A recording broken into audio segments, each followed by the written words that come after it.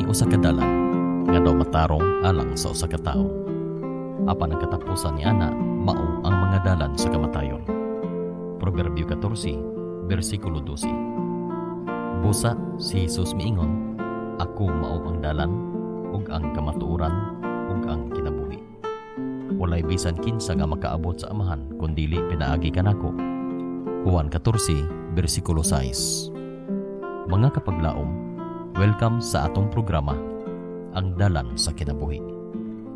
Karon nga takna atong hisgutan, ang ikaduhang bahin sa paglakaw sa dalan, ilalom sa gugma, uban ang ikapito nga sugo. Atong padayonon ang paghisgot sa ikapito nga sugo nga mabasa sa Exodus kapitulo 20, bersikulo 14. Nagkanayon, dili ka magpanapaw. Miaging programa, atong gisgutan ang kalig-on sa relasyon sa magtiayon aron dili sila makapanapaw.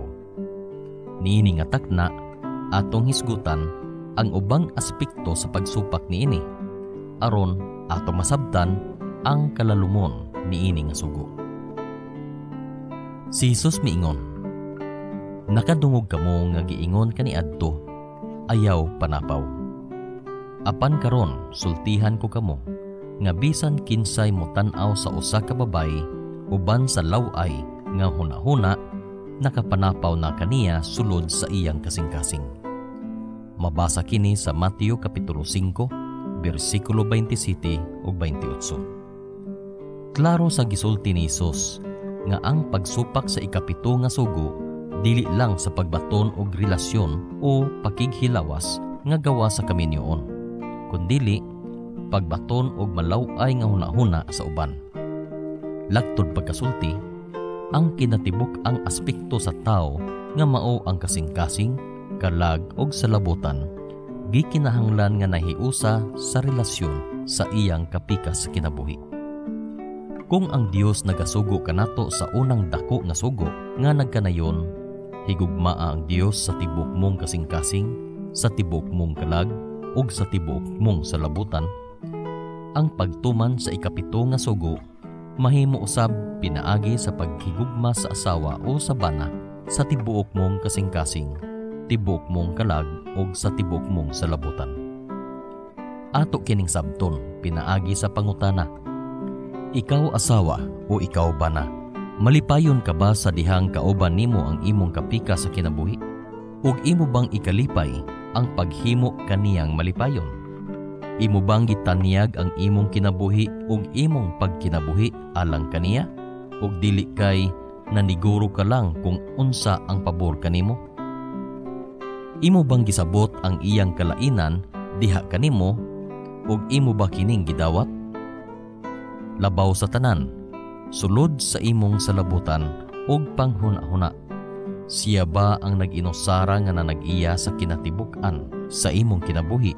Segunda sa Dios nga maglalalang. Daghan ang pwedeng mahimong karibal sa asawa o bana. Pwede kini imong mga higala, imong lingaw-lingaw nga mga dula, paglaag, o uban pang pagpatuyang sa kaugalingon nga alang lang sa imong kaugalingon ang ginasiguro ug wala siya mahiapil niini. Labaw sa tanan, kumusta ka kung wala siya sa imong tupad? Magpabilin ba nga siya ang nag-inusara diha kanimo sa imong kasing-kasing, kalag ug salabutan? Mga kapaglaom, sa atong paglakaw sa dalan sa kinabuhi, atong sutaon ang kinatibuk ang aspekto sa atong kinabuhi diha sa pagkigdugtong sa atong asawa o bana. Alang sa wala pa magminyo, siguro nga kining tulo ka aspekto sa kinabuhi maoy mabatnan sa paghigugma nimo. Ug aron mabatnan kini, ato lamang subayon ang gisulat sa pulong sa Dios alang kanato diha sa balaang kasulatan. Busa, dili nato kalimtan nga atong ipagamot sa atong kasing-kasing ang mga pulong sa Dios, sama sa awit ni David nga nagaingon, ang imong pulong maoy lamparahan sa akong mga tiil ug kahayag sa akong alagianan. Salmo 119:105. Kini si Pastor Victor Navarro mag-ingon, nga anaara sa atong pagpili kung unsa nga dalan ang atong subayon. Ug hinaot, ang dalan sa kinabuhi mao ang atong palabihon.